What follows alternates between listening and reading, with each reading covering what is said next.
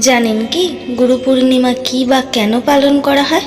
প্রথমেই বলি গুরু শব্দের অর্থ কী। গুরু শব্দটি গয়সু এবং রয়সু এই দুটি শব্দ সংস্কৃত দ্বারা গঠিত।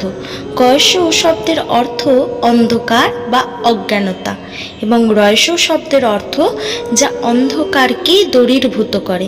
অর্থাৎ গুরু শব্দটি দ্বারা এমন ব্যক্তিকে নির্দেশ করা হয় যিনি অন্ধকার দূরীভূত করে। গুরু পূর্ণিমা হলো একটি ঐতিহ্য যা সমস্ত আধ্যাত্মিক এবং একাডেমিক গুরুদের জন্য উৎসর্গকৃত, যারা কর্মযোগের উপরে ভিত্তি করে বিকশিত ও আলোকিত মানুষ তৈরির মাধ্যমে নিজেদের জ্ঞান দান করেন। এটি ভারত, নেপাল, ভুটান, হিন্দু, জৈন ও বৌদ্ধ ধর্মাবলম্বীরা এটি উৎসব হিসেবে পালন করেন। এই উৎসব হলো ঐতিহ্যগতভাবে একজনের নির্বাচিত আধ্যাত্মিক শিক্ষককে সম্মান করার জন্য পালন করা হয়। এটি হিন্দু পঞ্জিকার আষাঢ় মাসের পূর্ণিমা তিথিতে পালন করা হয়।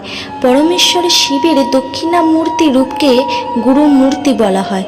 সপ্ত ঋষি ও ব্রহ্মা বিষ্ণু সহ সমস্ত দেবতারা এই মাসের পূর্ণিমা তিথিতে মহাদেবের কাছে পরম জ্ঞান লাভ করেন।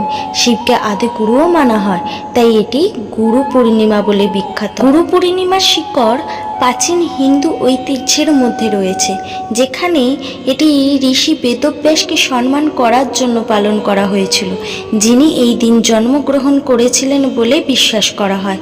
উৎসবটি ব্যাস পূর্ণিমা নামেও পরিচিত, যা মহাভারত এবং দর্শনের মতো হিন্দু সাহিত্যে ঋষিদের অবদানকে স্মরণ করেন। জানেন গুরু পূর্ণিমার দিন কী করা উচিত?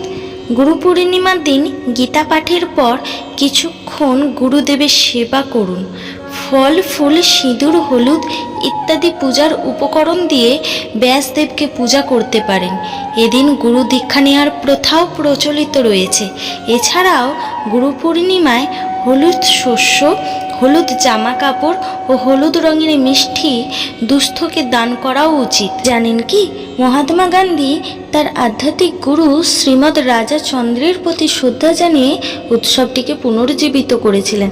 আরও একটি বিষয় আপনাদের জানাই, আমাদের জীবনে যেমন শিক্ষা অর্জনের জন্য গুরুর প্রয়োজন, তেমন ভগবান শ্রীকৃষ্ণকে পাওয়ার জন্য দীক্ষাগুরুরও প্রয়োজন হয়। তাই অনেকে এই দিনে দীক্ষাও নিয়ে থাকেন, কারণ তিনিই তো একমাত্র সেই পথটি আমাদের বলে দিতে পারেন।